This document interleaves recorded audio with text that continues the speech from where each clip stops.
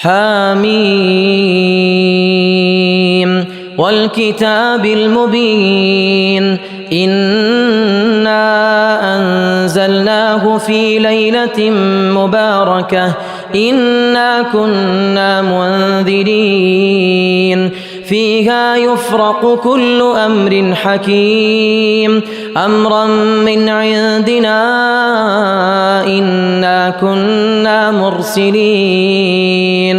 رحمة من ربك إنه هو السميع العليم رب السماوات والأرض وما بينهما إن كنتم موقنين رب السماوات والأرض وما بينهما إن كنتم موقنين لا إله إلا هو يحيي ويميت ربكم ورب آبائكم الأولين بل هم في شك يلعبون فارتقب يوم تأتي السماء بدخان مبين يغشى الناس هذا عذاب أليم ربنا اكشف عنا العذاب إنا مؤمنون أنى لهم الذكرى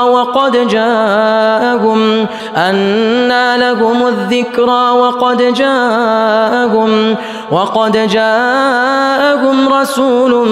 مبين ثم تولوا عنه وقالوا معلم مجنون إنا كاشف العذاب قليلا إنكم عائدون يوم نبطش البطشة الكبرى إنا منتقمون ولقد فتنا قبلهم قوم فرعون وجاءهم رسول كريم أن أدوا إلي عباد الله إني لكم رسول أمين وأن لا تعلوا على الله إني آتيكم بسلطان مبين وإني عذت بربي وربكم أن ترجمون وإن لم تؤمنوا لي فاعتزلون فدعا ربه أن هؤلاء قوم مجرمون فأسر بعبادي ليلا إنكم متبعون واترك البحر رهوا إنهم جند مغرقون كم تركوا من جنات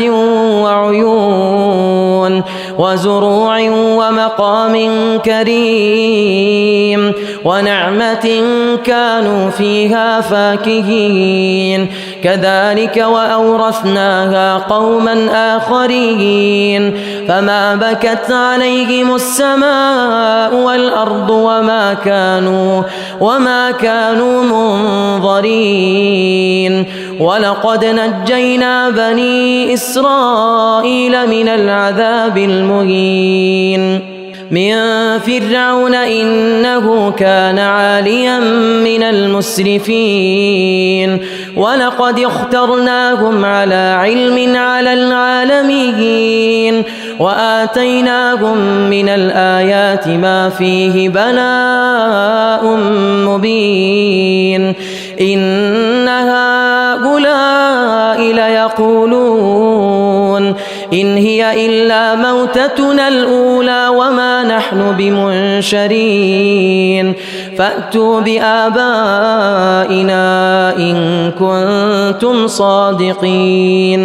فأتوا بآبائنا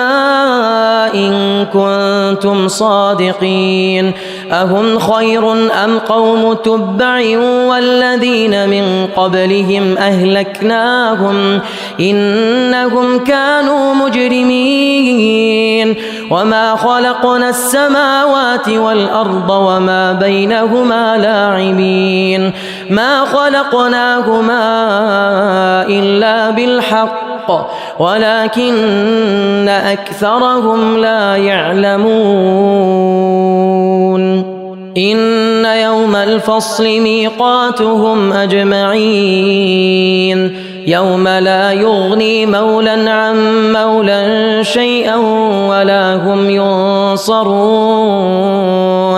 إلا من رحم الله إنه هو العزيز الرحيم إن شجرة الزقوم